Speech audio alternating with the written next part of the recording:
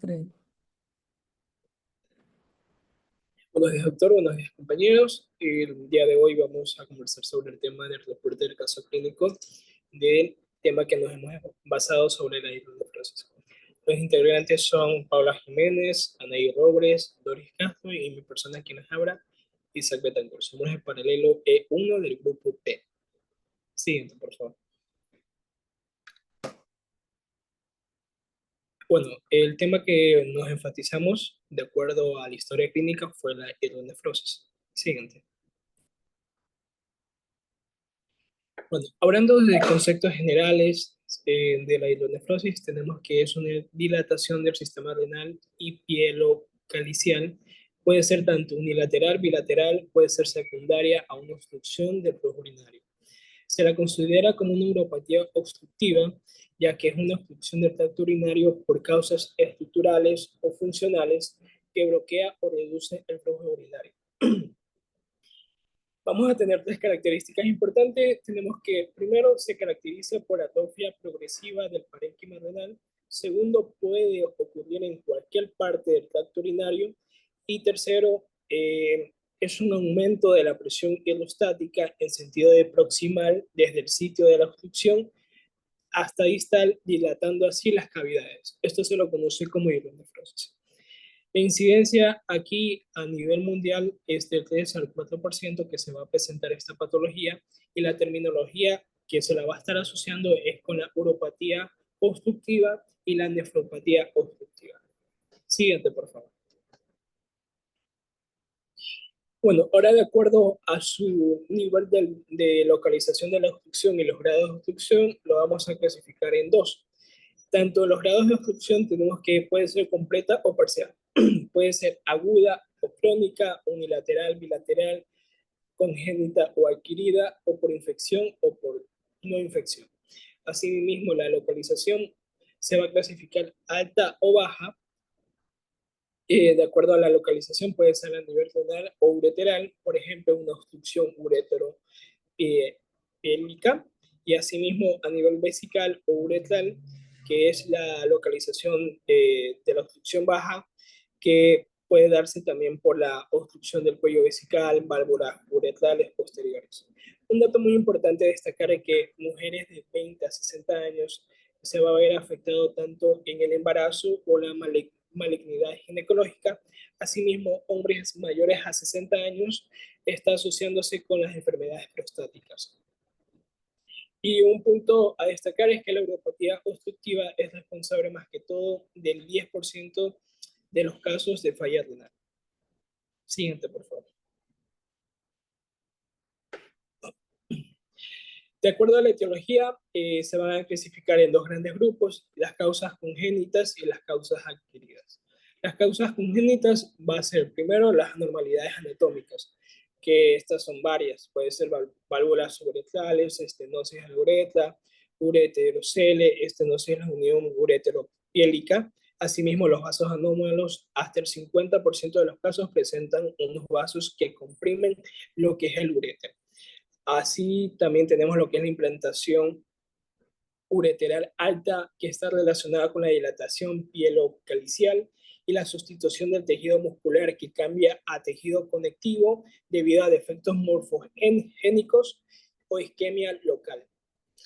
Las causas adquiridas, tenemos lo que es la litiasis urinaria, que es una obstrucción por cálculos que ya se da más que todo en jóvenes adultos. Asimismo, la hiperplasia prostática benigna, que es causa frecuente en hombres mayores. Eh, También tenemos lo que son los tumores retroperitoneales o pélvicos, como los linfomas, carcinomas de vejiga, colon, cervix, ovario y metástasis de mama. En otro lugar tenemos lo que es la fibrosis retroperitoneal, que es una inflamación que va a comprimir lo que son las vías urinarias. Cabe destacar lo que es las infecciones urinarias crónicas, que causan inflamación y obstrucción, las causas ginecostétricas, que es el embarazo, la endometriosis y tumores ováricos, asimismo lo que es las complicaciones quirúrgicas y los fármacos y agentes biológicos. Un punto importante son los niños, es que va a predominar lo que son las anomalías congénitas. Asimismo, los jóvenes los cálculos urinarios, que son las causas más comunes, y los adultos mayores, además de los cálculos, se va a presentar varias enfermedades que se pueden estar asociándose, como los tumores pélvicos, retroperitoneales, junto con patologías prostáticas que pueden relacionarse con la hipertrofia y el carcinoma. Siguiente, por favor. Ahora tenemos lo que es la fisiopatología. Esto no es más que nada una obstrucción del flujo urinario, como ya lo habíamos conversado, que puede ser parcial o completa, aguda, crónica. Esta se va a dar por un aumento de la presión hidrostática proximal que va a provocar la obstrucción y va a incrementar lo que es la presión en el sistema colector. El sistema colector tenemos lo que es el urete, la pelvis, los cálices y los túbulos renales, y esto genera un uréter que va a haber una dilatación del urete y va a haber una hidronefrosis por dilatación pielocalicial. Así también tenemos lo que es el efecto sobre la filtración glomerular, que puede ser completa o parcial. Si es completa, va a aumentar lo que es la presión intratubular hasta que cesa la filtración glomerular. Y si es parcial, la presión intratubular incrementada reduce lo que es la filtración glomerular, pero no se detiene completamente. Y una fase crónica es que va a disminuir lo que es el flujo sanguíneo renal por la vasoconstrucción, que va a estar mediada por las prostaglandinas y el sistema renina-angiotensina, y así también tenemos lo que son las alteraciones tubulares, que va a haber una pérdida de la capacidad de la concentración y la acidificación urinaria, lo que va a llevar a una atrofia renal. Siguiente, por favor. De acuerdo a la prevalencia, cogimos datos netamente de Ecuador, de acuerdo a la epidemiología. Esto es un estudio sobre, o sea, es un estudio que se ha dado de acuerdo a la información sobre la prevalencia de la hidronefrosis, que es un poco limitada, pero sin embargo hay estudios locales que han reportado datos relevantes. Un estudio es en el Hospital Carlos Andrade Marín del año 2021 hasta agosto del 2022, que se encontró 85 casos de hidronefrosis congénita en pacientes recién nacidos. Y la mayoría fueron varones, y la causa principal fue el reflujo vesículo-ureteral. En cambio, otro estudio tenemos que en el Hospital José Carlas Cortiaga se analizó más o menos unos 96 casos de hidronefrosis en niños, y la estenosis pielo-ureteral fue la malformación más común, y un tercio de los pacientes presentó una infección de vías urinarias. Siguiente, por favor. El siguiente punto a hablar es el cuadro clínico. Siguiente punto, siguiente diapositiva. Bueno, el cuadro clínico de la hidronefrosis puede variar ampliamente, desde pacientes asintomáticos hasta pacientes que tienen un dolor severo y complicaciones importantes. Además, la presentación clínica depende de la causa, la severidad y la duración de la obstrucción. En cuanto a la sintomatología, vamos a dividirlo principalmente en hidronefrosis aguda e hidronefrosis crónica. Y los síntomas varían dependiendo si es aguda o es crónica.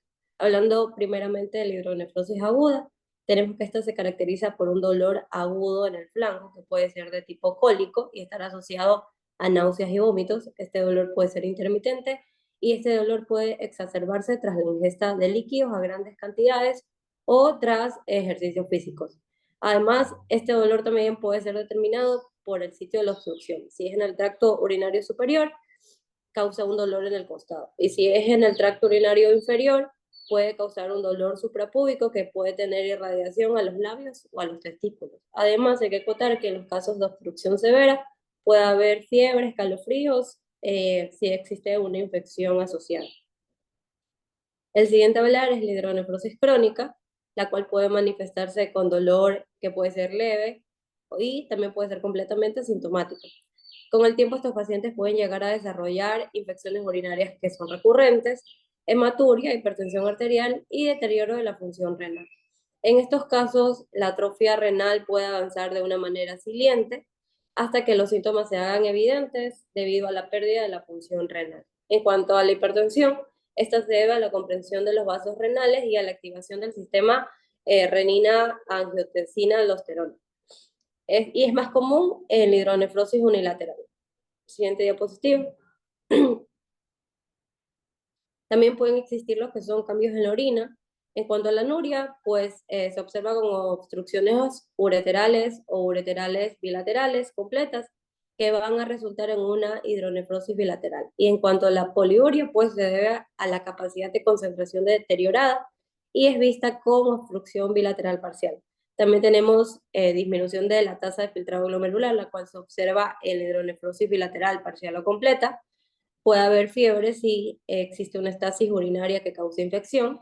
Puede haber hematuria, que va a indicar la presencia de cálculos renales o un proceso inflamatorio asociado a algo que complica la hidronefrosis, y eso también puede aparecer como resultado de la ruptura de vasos sanguíneos debido a la presión excesiva sobre las estructuras renales. También podemos encontrar lo que es una retención urinaria y una vejiga palpable que se va a observar en el examen físico. Siguiente diapositiva. El siguiente punto a hablar es el diagnóstico. Siguiente. Principalmente tenemos que el diagnóstico de la hidronefrosis se realiza mediante una combinación de anamnesis, examen físico y pruebas de imagen y pruebas de laboratorio. Tenemos que la identificación precoz de la causa y el grado de obstrucción es crucial para planificar el tratamiento adecuado y evitar así un daño renal. Lo primero que vamos a hacer es la historia clínica. Primeramente vamos a evaluar la presencia de síntomas como dolor en el flanco, vamos a evaluar su ubicación, su calidad, su duración y su radiación. También si el paciente tiene hematuria, fiebre, náuseas, vómitos y también los antecedentes de infecciones urinarias o litiasis renal. Asimismo vamos a evaluar si existen síntomas de obstrucción del tracto urinario inferior y también como excitación, regateo, micción prolongada o corriente débil. Y es importante preguntar por antecedentes familiares de enfermedades urológicas o congénitas, asimismo como el uso de medicamentos nefrotóxicos. El siguiente punto son los resultados del examen físico. Vamos a evaluar la sensibilidad del ángulo costovertebral, que va a sugerir la presencia de nefrolitiasis o infección del tracto urinario superior. Luego vamos a evaluar un examen abdominal. Si el riñón o vejiga están palpables, tenemos que con una hidronefrosis severa, el riñón puede ser palpable.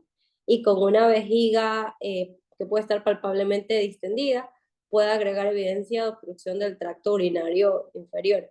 Luego tenemos el examen rectal digital, el cual va a dar lo que puede ser agrandamiento de la próstata, nódulos prostáticos y el tono del esfínter. Y en el examen pélvico que se da en mujeres puede ser en casos de embarazo también por la presencia de una masa pélvica. Siguiente diapositiva. En cuanto a las pruebas de laboratorio, tenemos el análisis de orina, donde puede mostrar tanto hematuria microscópica, la cual puede indicar la presencia de cálculos o neoplasias malignas o infecciones. También puede haber la presencia de cilindros o sedimentos anormales que puede sugerir daño tubular o glomerular. También puede existir piuria que puede sugerir la inflamación y la esterasa de leucocitos que indican infección. Asimismo, la orina de 24 horas puede proporcionar información sobre el estado de la función renal y la excreción de electrolitos. En cuanto a una prueba panel metabólico básico, la elevación del BUN y la creatinina en la hidronefrosis bilateral indican compromiso renal. Y también puede haber la presencia de hiperpotasemia y acidosis que indican una insuficiencia renal grave. El siguiente punto son las pruebas de imágenes. Como primer punto tenemos la ultrasonografía o una ecografía renal. Es la técnica principalmente de elección gracias a su accesibilidad, bajo costo y ausencia de radiación. Esta va a permitir visualizar lo que es el sistema pielocasical y la atrofia del parénquima renal. Además, esta prueba es especialmente útil en la evaluación de hidronefrosis en mujeres embarazadas y niños, debido a su bajo nivel de radiación. Además, puede indicar la presencia de cálculos u obstrucciones en el tracto urinario y va a permitir la evaluación simultánea de estructuras circundantes, por ejemplo, estructuras prostáticas y ginecológicas. En cuanto a los hallazgos principales que podemos encontrar los compartimientos dilatados, llenos de orina, que son hipoecoicos. También piedras calcificadas, que son hiperecoicas, que pueden tener un sombreado posterior, y también se puede identificar daño en el parénquima renal. Por ejemplo, un adelgazamiento cortical, la presencia de quistes o masas y retención urinaria. Siguiente diapositiva. En cuanto a la tomografía computarizada, esta de aquí es útil para identificar con mayor precisión las causas de obstrucción. que pueden ser cálculos, tumores o estenosis. Además, la tomografía con contraste, esta es mejor, mejora la definición del sistema urinario y permite evaluar estructuras subyacentes. Además, esta de aquí proporciona una información detallada sobre la localización y el grado de obstrucción, así como posibles complicaciones como abscesos o inflamación perirrenal. En cuanto a la pielografía intravenosa, esta de aquí vamos a tener que se inyecta material de contraste en las venas y se toma una serie de rayos X en el transcurso de aproximadamente una hora. Y va a evaluar cómo se filtra el material de contraste y se mueve a través del sistema urinario.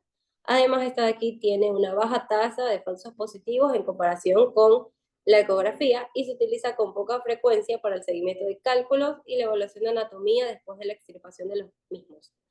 Siguiente diapositiva. Por último, vamos a hablar del sistema de clasificación en radiología. Principalmente lo divide en 5 grados. El grado 0 nos referimos a que tenemos con total normalidad. El 1 es la dilatación pélvica renal, el 2 es la suma del grado 1 más la dilatación del cálice, el 3 es la suma del grado 2 más adelgazamiento de la médula, y el cuarto es la suma del grado 3 más adelgazamiento cortical y más diferenciación córtico-medular. Siguiente. Bueno, hablando sobre el tratamiento, principalmente tenemos que el abordaje terapéutico de esta hidronefrosis se centra en restablecer lo que es el flujo urinario normal mediante la eliminación de la obstrucción presente. La elección del tratamiento depende de varios factores, incluyendo la causa subyacente, la gravedad de la afección y el momento del diagnóstico. En los adultos, el objetivo del tratamiento son tres: eliminar la acumulación de orina y aliviar la presión sobre los riñones, prevenir daño renal permanente y tratar la causa subyacente. La mayoría de los pacientes con hidronefrosis requieren un procedimiento de cateterización urinaria em, para lo que es evacuar la orina acumulada en los riñones, lo que ayuda a aliviar la presión y prevenir complicaciones. Entonces, principalmente tenemos lo que es el drenaje urinario, que sería la cateterización ureteral o nefrostomía percutánea. Consiste en insertar un catéter en el ureter o directamente en el riñón para drenar la orina acumulada. Este procedimiento es comúnmente utilizado como una medida temporal para aliviar la presión renal mientras se identifica y trata la causa subyacente. El manejo posterior depende básicamente de la etiología subyacente. En algunos casos puede ser necesario recurrir a tratamientos farmacológicos como antibióticos en presencia de infección o intervenciones quirúrgicas para abordar obstrucciones o anomalías estructurales de las cuales ya voy a hablar posteriormente. Pero, bueno, como mencionaba, tenemos el tratamiento farmacológico, el cual le vamos a incluir lo que son antibióticos, que estos son indicados en caso de una infección del tracto urinario asociada a esta hidronefrosis. Su uso es preventivo y curativo en pacientes con riesgo de esta infección. También tenemos analgésicos y los antiinflamatorios, que son utilizados para aliviar lo que es el dolor que presenta el paciente y la inflamación asociada con la obstrucción urinaria. También tenemos los alfa-beta bloqueantes, que son empleados en casos de obstrucción por cálculos renales para facilitar la expulsión de los mismos. Bueno, en la situación de hidronefrosis severa, cuando se presentan complicaciones como una infección del tracto urinario, se recomienda iniciar el tratamiento de manera inmediata tras el diagnóstico. Sin embargo, en casos menos graves y sin complicaciones significativas, puede ser seguro diferir el tratamiento por un periodo corto, permitiendo un monitoreo cercano para evaluar lo que es la progresión de la condición y la necesidad de la intervención. Entonces tenemos lo que es la intervención quirúrgica. En casos más graves, puede ser necesario realizar una cirugía para eliminar la obstrucción o reparar cualquier anormalía estructural. Entonces, principalmente tenemos la litroscopía extracorpórea por ondas de choque, que es esto de aquí lo que hace es fragmenta los cálculos renales para facilitar lo que es su eliminación. También tenemos la cirugía abierta o laparoscópica, que es indicada en casos de obstrucciones severas, como estenosis ureteral, anomalías congénitas o tumores. Y bueno, también tenemos lo que es la pieloplastia, que es utilizada principalmente en casos de obstrucción de la unión pielo-ureteral, una condición en la que es estrecha la conexión entre el riñón y el ureter. el ureter, perdón. Y por último podemos realizar una nefrectomía parcial o total cuando el daño renal es irreversible o existe una enfermedad grave como un tumor renal. Hablando de las recomendaciones nutricionales, principalmente tenemos que para pacientes con hidronefrosis se enfoca en proteger la función renal, prevenir complicaciones como cálculos renales e infecciones urinarias y mantener un buen estado general de salud. Una hidratación adecuada es fundamental, eh, recomendando un consumo diario de 2 a 3 litros de agua, salvo restricciones médicas específicas que, que se manden. Luego tenemos que es importante seguir una dieta baja en sodio, limitando la ingesta de menos de 2.300 miligramos diarios para evitar la retención de líquidos y controlar lo que es la presión arterial. Em, el consumo de proteínas debe ser moderado, priorizando fuertemente altas cantidades de, bueno, pescado, pollo, legumbres, entre otros, para evitar una sobrecarga. En pacientes propensos a cálculos se deben limitar los oxalatos y aumentar alimentos ricos en citratos, que pueden también ayudar a prevenir la formación de los cálculos. Y bueno, también hay que tener un control adecuado de la ingesta de proteínas. Un exceso de proteínas puede provocar una sobrecarga en los riñones, especialmente si la función renal está comprometida.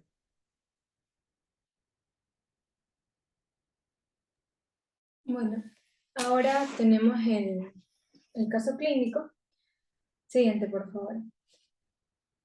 Bueno, recogimos información de una paciente en el hospital de Guayaquil, en el cual podemos presentar un caso clínico que nos refiere que es una paciente con un cuadro clínico de aproximadamente 7 días de evolución, caracterizado por malestar general, alza térmica, disuria, que acude al médico,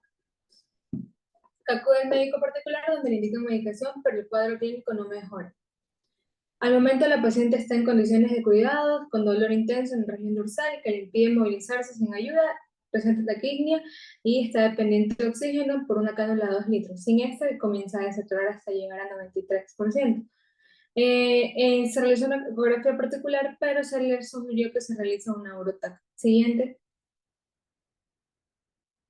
Bueno, los datos de afiliación de esta paciente su nombre es María Luisa Flores Prado, de sexo femenino y con 65 años de edad.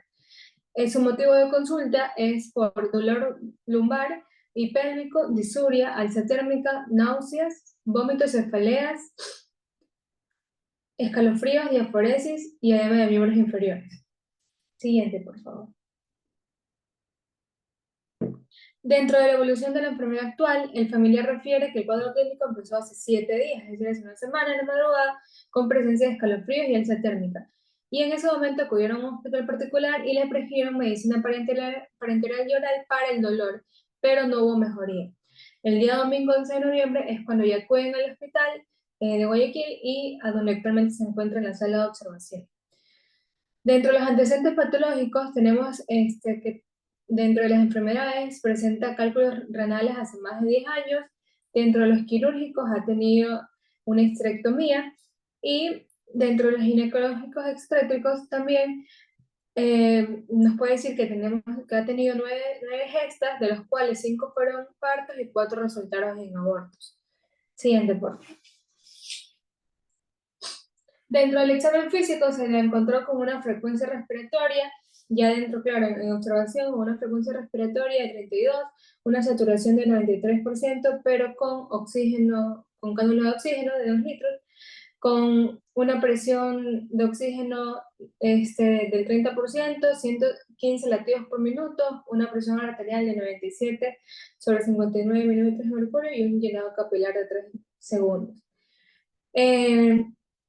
Al examen físico se observó una vía aérea despejada, con cuello sin deformidad, un tórax simétrico, con campos pulmonares ventilados de forma simétrica, con pulsos periféricos presentes y ruidos cardíacos normofonéticos. Se encuentra consciente y sin focalidad neurológica, presenta extremidades inferiores con edema y dolor a la puño percusión bilateral. Siguiente.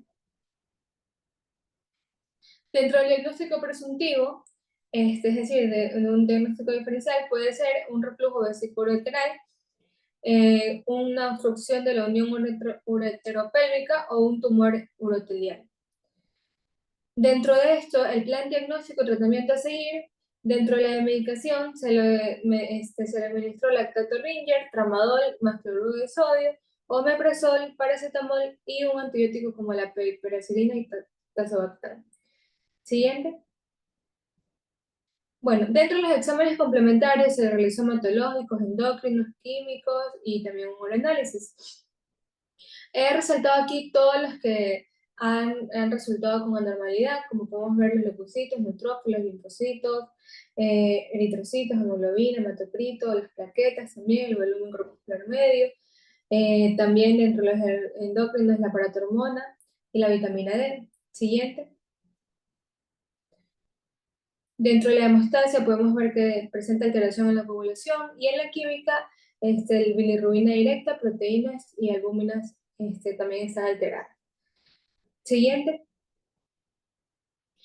Con la interpretación de todos estos resultados podemos concluir que presenta una leucocitosis y trombocitopenia por probable infección bacteriana con predominio de neutrófilos, una anemia leve por disminución de la hemoglobina y el hematocrito que se debe también, pues, que se podría deber a la infección que presenta, debido a que tiene alteración en el TP, en el TTP y en el RIN, podemos decir que tiene alteración de la coagulación y también presenta alteración hepática leve o disfunción de síntesis de proteínas.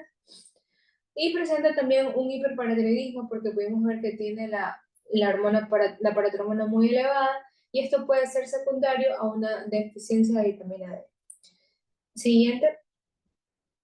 Por último, para complementar esta historia clínica tenemos las imágenes, que tenemos la ecografía que se la realizó, no tenemos imagen de esta ecografía porque fue realizada en otro centro particular, pero sí tenemos el informe en el cual nos dice que presentaba el riñón derecho una longitud de 11,8 centímetros, anteroposterior 5,20, cortical 1,78 centímetros, lo que nos da una referencia a una hidronefrosis grado 1. Mientras que en el riñón izquierdo presentaba medidas más extensas, como una longitud de 12,40 centímetros y un anteroposterior 7,39 centímetros, indicándonos una hidronefrosis grado 2. Ya acá en este centro se le realizó una tomografía en la cual se puede observar en la tomografía coronal el día 11 de noviembre que se le realizó, se pueden ver pequeñas extasias y dilatación de pielocalicial, tanto a nivel coronal como a nivel axial. Entonces, con estas imágenes podemos comprobar que la paciente presenta hidronefrosis, que es el caso que hemos presentado con la información. Muchas gracias.